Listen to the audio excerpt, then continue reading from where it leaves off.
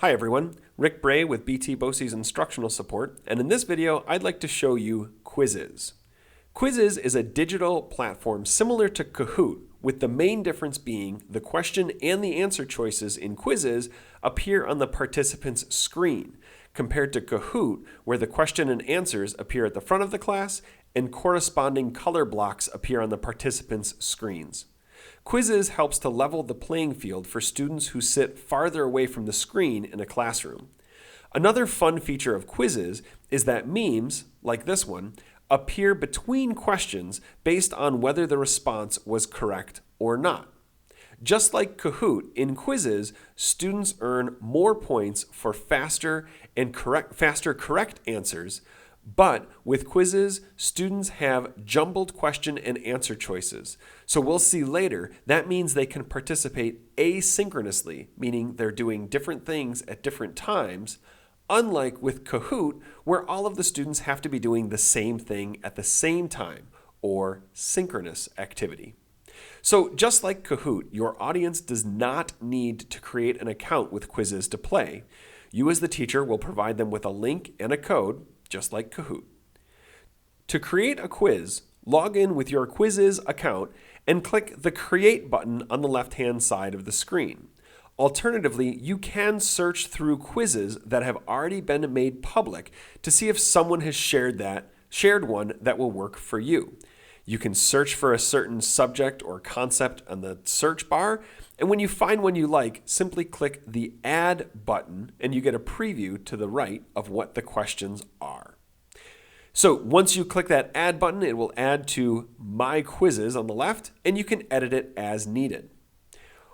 Now, if you're going to create a quiz, the first thing it's going to ask you to do is to enter a quiz name and a picture. You do have to enter the quiz name. You can add an image later, so maybe I'll call this Sample. Don't forget, this is also where you'll mark your quiz as being public or private. So once you're all set, click the blue Done button in the bottom. Now it's time to add your questions. Simply type in your question in the top area and your answer choices. You'll need at least 2 answer choices and no more than 4. And you'll see the question in preview mode to the right-hand side. When you want to add a new question, simply click the red New Question button to the left and add your questions. You can also add images to the body of your question. Along the top, feel free to adjust the color of your font, use subscripts or superscripts as necessary, and add in any potentials you need, along with changing how much time students have to answer the question. When you're all set, simply click on the green Finish button in the upper right-hand corner. From there, you can set the metadata for your quiz, which it is going to ask you to do in terms of what grade levels this is ranging from, selecting at least one subject, and then one topic. If you have this as a public quiz, it might be nice to tag these accurately so that people can find the subject that they're looking for. But once you're all set, click the blue Finish Create Quiz at the bottom, and you're all set. Now, there are 2 different options. There's Play Live and Homework. Play Live still operates the same way as described above, where the question and the answer will appear on the student's screen, but the link that you're going to get is only active while this website is open. It doesn't necessarily have to be active on your screen, but if I close this window down, the quiz will shut down as well.